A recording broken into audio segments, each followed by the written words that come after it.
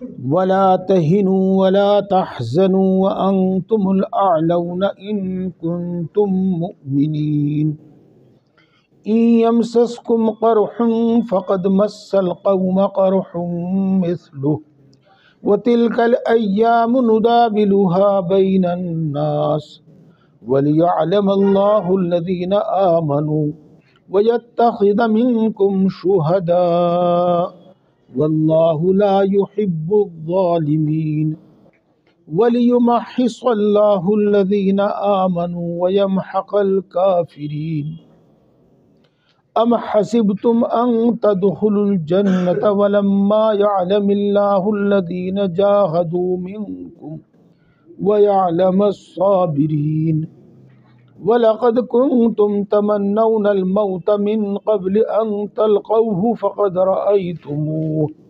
فَقَدْ رَأَيْتُمُوهُ وَأَنْتُمْ تَنْظُرُونَ صدق اللہ العظیم۔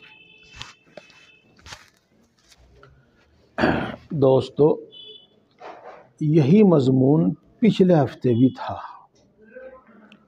اور یہ مضمون بہت دنوں تک چلے گا، پورا ایک پاؤ پارا ہے یہ۔ اور بات یہ ہے کہ غزوہ بدر کے بعد 1 سال کے بعد غزوہ احد ہوا۔ غزوہ بدر میں بڑی شاندار فتح نصیب ہوئی، تمام مسلمان خوش ہوئے اور دشمنوں کے دلوں میں بھی رعب پیدا ہو گیا، اور بہت سے لوگ اس فتح سے یہ سمجھنے لگے کہ واقعی یہ شخص اللہ کا نبی ہے اور یہ مذہب سچا مذہب ہے۔ اس کے 1 سال کے بعد ہی جنگ احد ہوا اور اس میں مسلمانوں کو شکست ہوئی۔ کل ملا کر یہی ہے کہ شکست ہوئی۔ قریب 70 صحابہ شہید ہوئے اور رسول اللہ صلی اللہ علیہ وسلم کو بھی پیشانی میں زخم ہوا اور دانت ٹوٹا۔ اس کے بعد جس کو ہم آج ایک جملے میں کہہ سکتے ہیں کہ برا حال ہو گیا، بس یوں سمجھ لو آپ، ایک جملے میں یوں کہہ سکتے ہیں، کوئی کچھ کہنے لگا، کوئی کچھ کہنے لگا، کسی طرف سے کوئی آواز آ رہی، کسی طرف سے کوئی آواز آ رہی، اور میری پہلے سن لو اور پھر آپ خود بھی اس پہ غور کرنا، پھر میں بھی آپ کو متوجہ کروں گا۔ کچھ لوگ کہنے لگے ارے بھائی ایسے نہیں کام چلنے کا۔ وہ جو منافق تھا نا، نام یاد ہے آپ کو، عبداللہ ابن ابی ابن سلول، جو اپنے 300 آدمی لے کر بھاگ گیا تھا میدان میں سے، منافق تھا، پکا منافق، کیونکہ عبداللہ ابن ابی ابن سلول کے مکے والوں سے، ابو سفیان سے بڑے اچھے تعلقات ہیں، اس سے کہو کہ وہ بیچ میں پڑھ کر ہماری صلح کرا دے اور ہمیں امان دے دے۔ ایک طرف سے یہ آواز آنے لگی، کہیں سے یہ آواز آئی، ارے ہم تو جو بھی کچھ تھے محمد کی وجہ سے تھے، جب وہی نہیں رہے تو بس ابھی ہم کیا رہیں گے، چلو اپنے دین میں واپس ہو جاؤ۔ یہ ایک دوسری آواز تھی۔ تیسری آواز کیا تھی؟ اگر یہ شخص نبی ہوتے تو ان کو شکست نہ ہوتی اور یہ قتل نہ ہوتے۔ اب تیسری آواز یہ ہوئی۔ ایک چوتھی آواز اور بھی تھی، وہ کیا تھی؟ ارے جب ہمارے نبی اور ہمارے حضرت محمد صلی اللہ علیہ وسلم ہی نہیں رہے تو ہم ہی زندہ رہ کر کیا کریں گے، اور بس نکل جاؤ میدان میں اور جتنوں کو مار سکو مارو اور پھر دیکھا جائے گا، پھر مر جاؤ۔ یہ تو طرح طرح کی ہر طرف سے آوازیں آنے لگی۔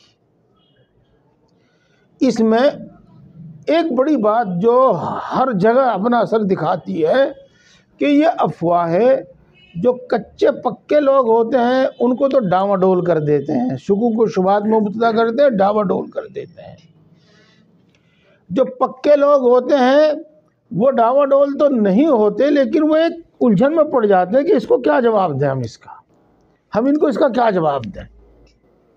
اور اگر جواب بھی دے دیا جاوے تو اگلا آدمی اس سے مطمئن ہو کہ نہیں ہوتا۔ اس طرح کی کچھ حالت پیش آتی ہے۔ دیکھو دوستو، جو باتیں میں نے بتائی ان کا آپ یہاں آیتوں میں ہی اشارہ سمجھیں گے، لیکن آپ یہ سمجھ لو کہ آج کے حالات کے کتنی مناسب ہے یہ، آج کے حالات کے کتنے مناسب ہے یہ، جیسا کہ آج ہی کا قصہ ہو، آج ہی کی باتیں ہو۔ دو بات ہوگی، اب ایک تیسری بات سنو میرے دوستو۔ مومنوں کی شان تو آپ پڑھتے رہتے ہیں اور سنتے رہتے ہیں، ہمارے درمیان رہنے والے منافق جو ہمارے ساتھ نمازیں بھی پڑھتے ہیں، روزے بھی رکھتے ہیں، اور اس زمانے میں تو متعین کر دیا جاتا تھا کہ یہ منافق ہے، یہ فلاں ہے، یہ ایسا ہے، وہی آ جاتی تھی، رسول اللہ صلی اللہ علیہ وسلم کو معلوم ہو جاتا تھا، اب معلوم نہیں ہوتا۔ لیکن ہمارے لیے سارے مسائل یہی لوگ پیدا کرتے ہیں،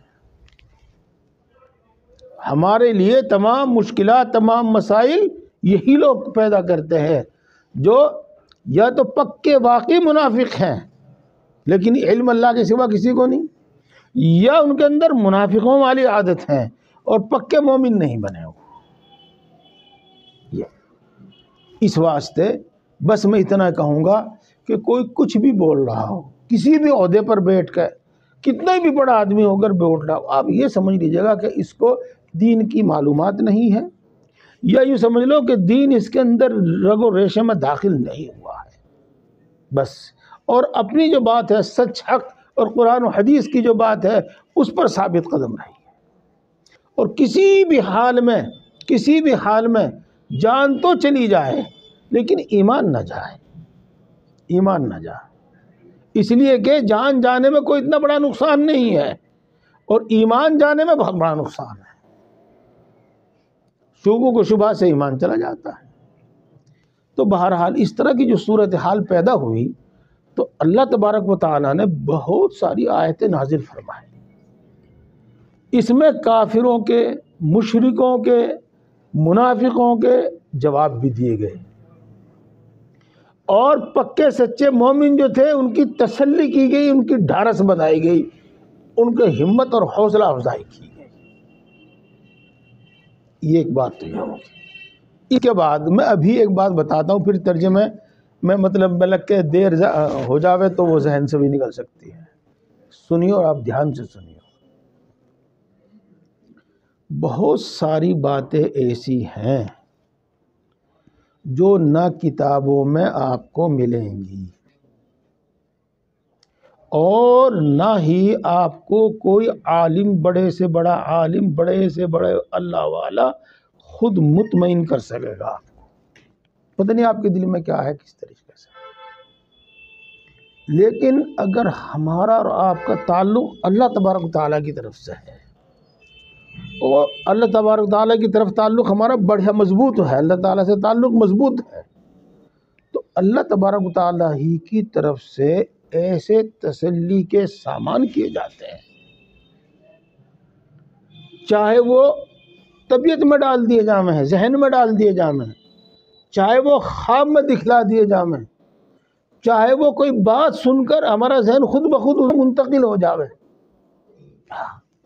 تو دیکھو اللہ تبارک و تعالیٰ پکے سچے صحابہ کے دلوں کو مطمئن کرنے کے واسطے اور ان کے سکون اور تسلی کے واسطے بہت ساری آیتیں نازل فرما رہے ہیں۔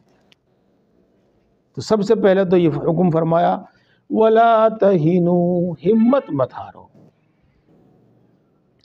وَلَا تَحْزَنُوا، رنجیدہ مت ہو، غم مت کرو، وَأَنْتُمُ الْأَعْلَوْنَ إِن كُنتُم مُؤْمِنِينَ، تم ہی غالب رہو گے اگر تم مومن ہو۔ اس کا دوسرا ترجمہ میں نے کیا تھا، وہ بالکل ٹھیک ہے، تم ہی غالب رہو گے جب تک تم مومن ہو. کسی حال میں ہمت نہیں ہارنی چاہیے. تو ایک تو یہ نصیحت فرمائی. پھر آگے تسلی دیتے ہیں، اور یہ بڑے پیار کی تسلی ہے، بڑے پیار کی. ارے کیا ہو گیا، کیا بات ہو گئی؟ کچھ بھی نہیں ہوا. پہلے تم نے پیٹ لیے تو انہیں، اب انہوں نے تمہیں پیٹ لیے، برابر ہو گیا، کچھ رہا ہی نہیں مسئلہ. یہ بڑے پیار کی تسلی ہے یہ. چنانچہ اللہ یہی فرماتے ہیں آگے، اِن یمسسکم قرح، اگر تم لوگوں کو زخم پہنچے ہیں، یعنی اس میں جنگ احد میں، اور کوئی شہید ہو گیا ہے، کوئی زخمی ہو گیا ہے، فقد مس القوم قرح مثلہ، تو تمہارے مد مقابل دشمن قوم کو بھی تو زخم پہنچے تھے پچھلے سال جنگ بدر میں، تو وہ بھی زخمی ہوئے اور وہ بھی شہید ہوئے، تو برابر سرابر ہو گئے.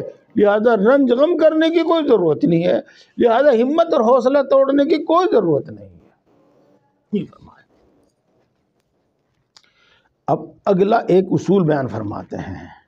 یہ تو ہر بات اس بہت سننے کی ہے، بہت غور سے سننے کی ہے، لیکن وہ بات بھی سنیے، وہ آج ہمارے لیے بہت ہی ضروری ہے. اور بس میں ترجمہ ہی کرتا ہوں، آپ خود سمجھ جاؤ گے بہت کچھ.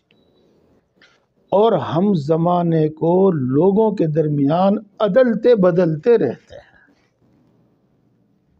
ہم زمانے کو لوگوں کے درمیان عدلتے بدلتے رہتے ہیں. کیا مطلب؟ دیکھو، کوئی کافر ہو، اللہ کا دشمن ہو، ظالم ہو، یا سچے پکے مسلمان ہو، یہ یاد رکھو کہ زمانہ ہمیشہ ایک سا نہیں رہے گا. کبھی برے غالب آئیں گے اور اچھے مغلوب ہو جائیں گے، اور کبھی اچھے غالب آئیں گے اور برے مغلوب ہو جائیں گے. تو یہ زمانہ عدلتا بدلتا رہے گا، یہ ہے بات.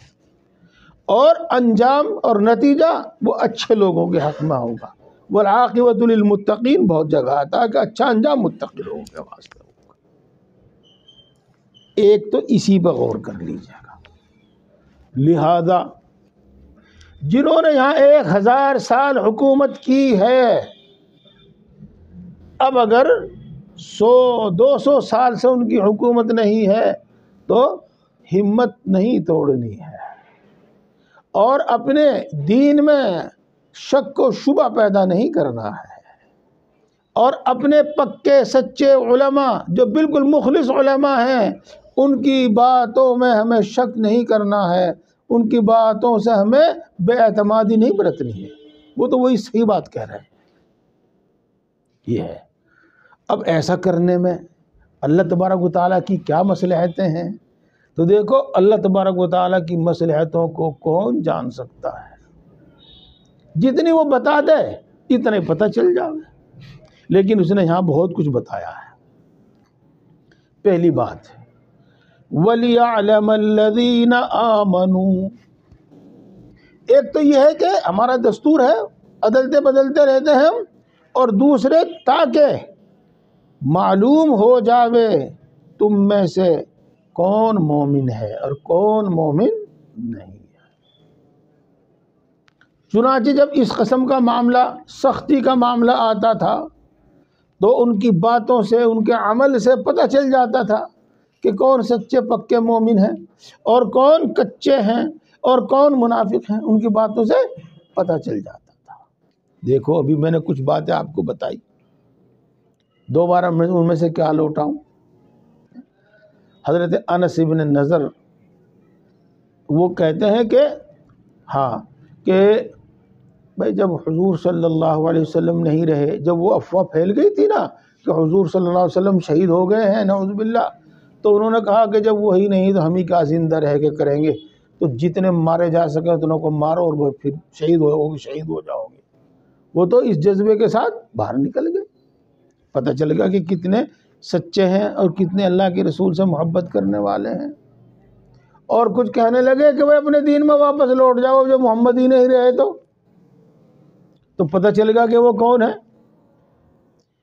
پتہ چل گیا کہ بھائی عبداللہ ابن ابی ابن سلول منافق کو بیچ میں لے کے ابو سفیان سے صلح کر لو، ہمیں امان دے دے، وہ پتہ چل گیا کہ اب ان کے اندر کیا ہے۔ تو اللہ تبارک و تعالیٰ ایسا کرتا ہے، اور ایسا ہونا ضروری ہے۔ ایک تو بات یہ، دوسری بات ایک اور سمجھو، اور یہ بھی بہت بہت اہم بات ہے، وَيَتَّخِذَ مِنْكُمْ شُهَدَاءَ، اور تاکہ اللہ تبارک و تعالیٰ تم میں سے بعض لوگوں کو شہادت کا مرتبہ عطا کرے۔ جو اور مقام ہیں اللہ تبارک و تعالیٰ کے یہاں ہیں، لیکن ان میں سے ایک بڑا مقام ہے شہید کا، ایک بڑا مقام ہے شہید کا۔ یہ کتنا بڑا مقام ہے شہید کا؟ ہاں، میں آپ کو بس ایک حدیث پاک سناتا ہوں، یہ تو اس وقت مجھے یاد نہیں، غالباً جبل احد پہاڑ ہی تھا یا کوئی دوسرا پہاڑ تھا۔ تو کسی ضرورت سے ایک مرتبہ اس پر رسول اللہ صلی اللہ علیہ وسلم چڑھے، حضرت ابوبکر صدیق رضی اللہ تعالیٰ عنہ بھی ساتھ تھے، اور حضرت عمر رضی اللہ تعالیٰ عنہ بھی ساتھ تھے۔ تو جب آپ اوپر پہنچ گئے تو پہاڑ ہلنے لگا، خوب ہلنے لگا۔ یہ رسول اللہ صلی اللہ علیہ وسلم نے فرمایا، اے پہاڑ تجھے کیا ہوا کہ تو ہل رہا ہے؟ تو پہاڑ نے کہا، میں کیوں نہ ہلوں، جبکہ میرے اوپر ایک نبی، ایک صدیق اور ایک شہید موجود ہے۔ یعنی میرے لیے اس سے بڑا فخر کا موقع اور کون سا ہو سکتا ہے، اور میرے لیے اس سے بڑا خوشی کا اور کون سا موقع ہو سکتا ہے کہ ایک نبی میرے اوپر موجود ہے، ایک صدیق موجود ہے اور ایک شہید موجود ہے۔ یہ دیکھو، اولئک الذین انعم اللہ علیہم من النبیین والصدیقین والشہداء والصالحین، وہ لوگ جن پر اللہ تبارک و تعالیٰ نے اپنا انعام فرمایا ہے۔ کون ہیں؟ انبیاء اور صدیقین۔ صدیق کے بارے میں پھر کبھی تفصیل سے بتائیں گے، ہم بولتے ہیں ابو بکر صدیق رضی اللہ تعالیٰ عنہ، اس صدیق کا مقام ان کو حاصل تھا۔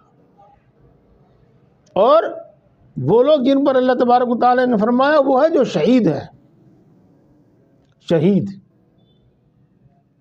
اور وہ جو صالحین ہیں، صالحین نیک لوگ، پرہیزگار لوگ۔ یہ حضرت ابو بکر رضی اللہ تعالیٰ عنہ کی وفات کے بعد حضرت عمر رضی اللہ تعالیٰ عنہ کو خلیفہ بنایا گیا، کیونکہ لوگ بادشاہ نہیں ہوتا مسلمانوں میں، تو امیر المؤمنین ہوتا ہے، خلیفۃ المسلمین ہوتا ہے۔ یہ تو آپ رو رو کر اللہ سے دعا کیا کرتے تھے کہ مجھ سے پہلے دو گئے ہیں، ایک تو نبی تھے اور ایک صدیق تھے، اے اللہ تو کم سے کم مجھے شہید تو بنا ہی دیجیے۔ یہ آپ نے تاریخ میں پڑھا ہوگا، اور اگر نہ پڑھا ہو تو میں آپ سب سے عرض کرتا ہوں، پڑھو تاریخ، اسلامی تاریخ، اور پڑھو رسول اللہ صلی اللہ علیہ وسلم کی سیرت پاک۔ جب کسی صحابی کے زخم لگتا تھا اور اس کو یہ یقین ہو جاتا تھا کہ اب تو بچے گا نہیں، تو وہ یوں کہا کرتا، فزت ورب الکعبہ، رب کعبہ کی قسم میں کامیاب ہو گیا، یعنی مجھے شہادت کا درجہ مل گیا۔ یہ جتنے بھی لوگ مرتے ہیں وہ سب کے سب عالم برزخ میں رہیں گے، قیامت سے پہلے کہہ لو، آخرت سے پہلے کہہ لو، جو ایک درمیان میں ایک جگہ ہے برزخ، وہاں رہیں گے۔ یہ لیکن شہداء، شہید، وہ مرنے کے بعد برزخ میں نہیں رکھے جائیں گے، وہ مرنے کے بعد سیدھے جنت میں بھیج دیے جائیں گے، وہ وہیں جنت میں بھیج دیے جائیں گے۔ جی ہاں، اور ان کو عالم برزخ میں بھی، یعنی عالم برزخ سے مراد یہاں پر یہ ہے کہ اس دنیا سے جانے کے بعد اب وہ جہاں بھی ہیں وہاں بھی ایک خاص طرح کی زندگی ان کو حاصل ہے، اور وہ بھی کھانے پینے کے مزے لیتے ہیں۔ یہ وہ الگ ہی ایک شان ہے شہداء کی۔ اب پڑھیے گا، وَلَا تَحْسَبَنَّ الَّذِينَ قُتِلُوا فِي سَبِيلِ اللَّهِ أَمْوَاتًا بَلْ أَحْيَاءٌ عِندَ رَبِّهِمْ يُرْزَقُونَ۔ جو اللہ کے راستے میں مر گئے ہیں آپ ان کو مردہ مت کہو، وہ تو زندہ ہیں اور اللہ کے یہاں ان کو روزی دی جاتی ہے، تو بہرحال ان کا الگ ایک مرتبہ ہے۔ اگلی آیت میں آپ پڑھیں گے کچھ اور، تو اللہ تبارک و تعالیٰ فرماتے تاکہ تم میں سے بعضوں کو ہم شہید کا مرتبہ دیں۔ اب ظاہر بات ہے کہ شہید کا مرتبہ تو جب بھی ملے گا جب شکست ہوگی اور بہت سے لوگ اس میں کام آویں گے۔ دو وجہ ہو گئی۔ اب اگلی بات ایک سنو، اور یہ بھی بہت دھیان سے سنیے گا، بڑے کام کی بات ہے یہ بھی۔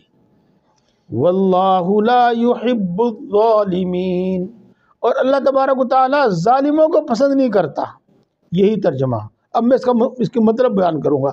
اللہ تبارک و تعالیٰ کافروں کو پسند نہیں کرتا، مشرکوں کو پسند نہیں کرتا، اور نافرمانوں اور گناہ گاروں کو بالکل پسند نہیں کرتا اللہ تبارک و تعالیٰ۔ ظالم میں سب آ گئے۔ یہ درمیان میں اللہ نے کیوں فرمایا؟ ہاں دیکھو یہ انسان واقعی عجیب آدمی ہے، عجیب ہی چیز ہے یہ۔ بھائی بڑے اچھے لوگ ہیں، وہ بڑے خوش نصیب ہیں، پوری برادری کی برادری، بڑا خاندان کا خاندان، بہت مالدار ہے وہ۔ اصل میں وہ نیک کام بہت کرتے ہیں، وہ دان پن بہت کرتے ہیں، وہ بڑے رحم دل ہیں، یعنی ان کی تعریف کرنے لگیں گے، انہیں خوش نصیب اور اچھا بتانے لگیں گے۔ تو یوں فرماتے ہیں مفسرین کہ درمیان میں جملے اس لیے لائے ہیں کہ مسلمانوں میں سے کوئی یہ نہ سمجھ لے کہ اگر کافروں کو حکومت دے دی اور اگر کافروں کو کسی وقت غلبہ حاصل ہو گیا تو وہ اس لیے کہ اللہ تبارک و تعالیٰ نے ان کو پسند کیا، وہ اللہ کے نزدیک پسندیدہ ہیں، یا ان کے اعمال اللہ کے نزدیک پسندیدہ ہیں۔ یہ بالکل نہ خیال کرنا۔ کفر، شرک، معصیت اور گناہ جو بھی کہیے گا آپ، ان کی جو نحوست ہے وہ اپنی جگہ پر ہے، اور اس کے ساتھ اگر کسی کو عارضی طور پر کچھ دیا جاتا ہے تو یہ نہ سمجھے کہ ان کافروں کو، مشرکوں کو، گناہ گاروں کو اللہ تبارک و تعالیٰ پسند کرتا ہے اور مومنوں کو ناپسند کرتا ہے، یہ نہ سوچا کبھی۔ دونوں بار چلیے، اوپر وجہ آ گئی دو تین ہی، اب آگے اور سنو۔ وَلِيُمَحِّصَ اللَّهُ الَّذِينَ آمَنُوا۔ ہاں یہ تو ہر ایک بات ہے، یہ بات واقعی جیسے بس میں نہیں کہتا کیونکہ ہر جگہ آپ میں سے سنے آ رہے ہیں، آپ میری زبان سے سنتا آ رہے ہیں، آپ خود فیصلہ کیجئے۔ اور تاکہ اللہ تبارک و تعالی ایمان والوں کو نکھار دے، ان کو پاک اور صاف کر دے۔ وَلِيُمَحِّصَ اللَّهُ الَّذِينَ آمَنُوا، اور ہم نے اپنے قصد اور ارادے سے اور جان بوجھ کر تمہیں شکست دی ہے اس مرتبہ، تاکہ اللہ تبارک و تعالی ایمان والوں کو پاک صاف کر دے اور نکھار دے۔ دوستو جو پکا سچا مومن ہوتا ہے نا، اس پر جتنے مصائب اور جتنی مشکلات آتی ہیں، چاہے وہ کسی شکل میں عام ہے، اس کے ایمان میں اتنی ہی مضبوطی آتی ہے۔ جتنی مشکلات آتی ہیں اس کا اللہ سے اتنا ہی تعلق زیادہ بڑھتا ہے۔ کبھی وہ دعاؤں میں، کبھی وہ نیک کاموں میں، کبھی وہ اس سوچ بچار میں کہ تیرے سے کیا غلطی ہوگی، شاید فلاں غلطی ہوگی تو اس سے توبہ کر رہا ہے، شاید فلاں ہوگی تو اب اس سے وہ توبہ کر رہا ہے۔ یہ ہے تو تاکہ اللہ تبارک و تعالی مسلمانوں میں نکھار پیدا کرے، صفائی پیدا کرے، یعنی ان کے درجات بلند کرے۔ پہلے بھی آیا تھا، میں نے بتایا تھا، اور میں انشاءاللہ بتاتا رہوں گا۔ یہ باتیں نوٹ کر لینے کی ہیں خاص طور سے۔ جب آدمی مشکلات میں مبتلا ہو، مشکل کسی بھی طرح کی ہو، دشمن کا خوف ہو، بھوک ہو، قرضہ ہو، بیماری ہو، کچھ بھی ہو اور ذلت ہو، تب دیکھو اس کا دل کا حال کیا ہے، اس کے اعمال کیا ہیں۔ اگر وہ اللہ تبارک و تعالیٰ کے شکوہ شکایت میں لگ گیا تو سمجھو کہ یہ اللہ کا عذاب ہے اس پر، اور پتہ نہیں انتہا کہاں ہوگی۔ اور اگر وہ اللہ تبارک و تعالیٰ کی طرف لوٹ آوے، لوٹ آنے کا مطلب طاعت و عبادت میں جو کمی کوتاہی ہو رہی تھی وہ دور کر دی، جو گناہ ہو رہے تھے ان پر نظر ثانی کر کر کے وہ چھوڑ رہا ہے، پیچھے جو ہو چکا ہے اس سے توبہ کر رہا ہے، اور اب اللہ تعالیٰ سے دعا کر رہا ہے، تو سمجھ لو کہ یہ مصائب اور یہ مشکلات ان کے لیے انعام ہے۔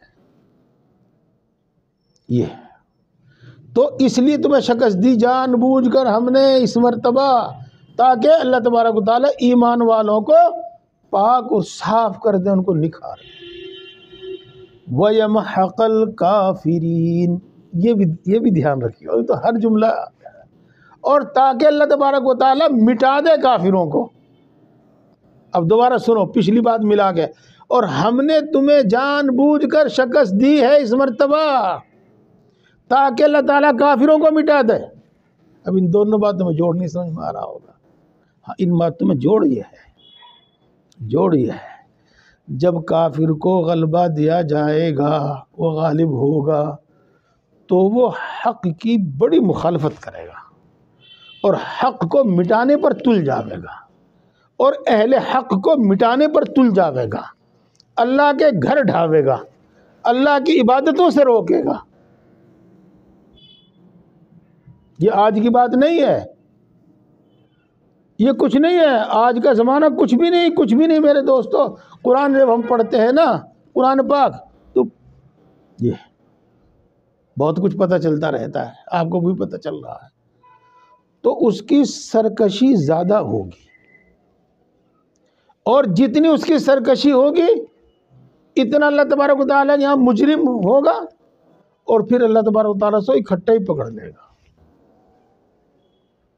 تو عارضی طور پر ہم نے جان بوجھ کر تمہیں شکست دی ہے، اس لیے تاکہ اللہ تبارک و تعالیٰ کافروں کو مٹا دے۔ یہ بات ہوگی۔ اب اگلی بات، اس پر بھی دھیان کرنے کی ضرورت ہے، اور وہ کیا؟ ہمیشہ آرام کی نہ سوچو کہ ہم ہمیشہ دنیا میں آرام سے رہیں گے، اور بغیر کیے دنیا کی نعمتیں اور آخرت کی نعمتوں کی تمنا مت کرو۔ یہاں تو تمہیں کام کے واسطے، عمل کے واسطے، محنت و مشقت کے واسطے یہ بھیجا گیا ہے۔ ام حسبتم ان تدخلوا الجنہ، کیا تم نے یہ گمان کر لیا ہے، کیا تم یہ سوچے بیٹھے ہو کہ اللہ کی جنت میں داخل ہو جاؤ گے؟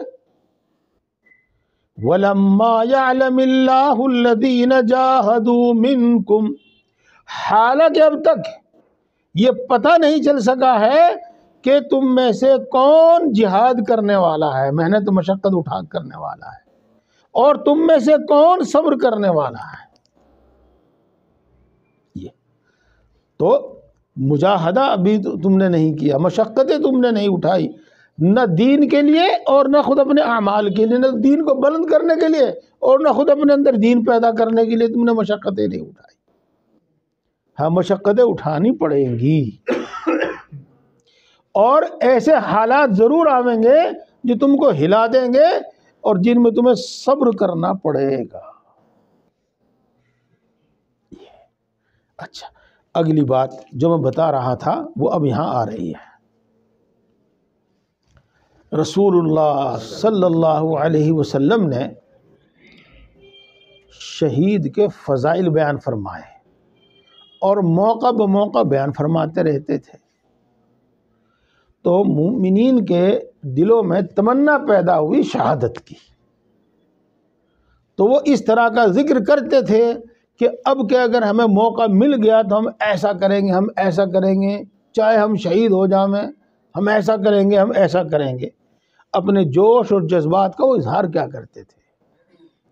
اور جب احد میں اس طرح کا معاملہ پیش آیا تو اب ان کی ہمتیں ٹوٹ گئی۔ تو اللہ تبارک و تعالیٰ اب ان سے کہتے ہیں وَلَقَدْ كُنْتُمْ تَمَنَّوْنَ الْمَوْتَ مِنْ قَبْلِ أَن تَلْقَوْهُ، تم تو موت کی تمنا کیا کرتے تھے موت کے سامنے آنے سے پہلے، تم تو شہادت کی تمنا کیا کرتے تھے شہادت کے سامنے آنے سے پہلے۔ فَقَدْ رَأَيْتُمُوهُ، تو تم نے شہادت تو دیکھ لی، یعنی شہادت کا موقع تو دیکھ لیا۔ وَأَنْتُمْ تَنْظُرُونَ، اور تم کو سب یہ کچھ نظر آ رہا تھا۔ تم اس سے پہلے تو شہادت کی تمنا کیا کرتے تھے، اب جب شہادت کا موقع ملا تو اور تم میں سے کچھ لوگ شہید ہوئے تو اب تم ہمت توڑ بیٹھے اور اب تم کمزوری کی باتیں کرنے لگے۔ یعنی ایسا نہیں ہونا چاہیے۔ یہ ہوا۔ اگلا تعلق تفسیر کا پورے رکوع سے ہے، آج تھوڑا بیان بھی کر دیا گیا تو اگلے میں ہفتے پھر یہ لوٹانا پڑے گا کہ میں یہیں چھوڑتا ہوں۔